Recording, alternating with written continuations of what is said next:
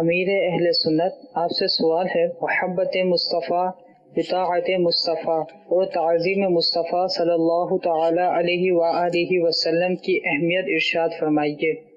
اطاعت مصطفیٰ، تعظیم مصطفیٰ، محبت مصطفیٰ صلی اللہ علیہ وسلم، اس کی اہمیت کون نہیں سمجھتا؟ سارے مسلمان سمجھتے ہیں۔ وَتُعَزِّرُوهُ وَتُوَقِّرُوهُ، نبی کی تعظیم و توقیر کرو، تو حکم قرآنی ہے۔ نبی کی تعظیم فرض، ان سے محبت فرض۔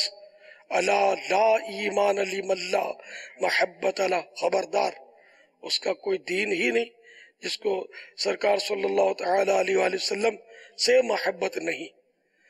تو ان کی محبت تو ظاہر سب بھی سمجھتے ہیں کہ محبت بھی ان سے کی جائے گی، تعظیم بھی کی جائے گی، بلکہ فطری طور پر بھی ان سے، پیارے آقا صلی اللہ تعالی علیہ وآلہ وسلم سے مسلمان کو محبت ہوتی ہے، اللہ سے بھی محبت ہوتی ہے اور اس کے رسول سے بھی محبت ہوتی ہے۔ اللہ کرے کہ ہم حقیقی اور سچے پکے عاشق رسول بن جائیں اور پیارے آقا صلی اللہ تعالی علیہ وآلہ وسلم کی تعظیم بجا لانے والے بن جائیں۔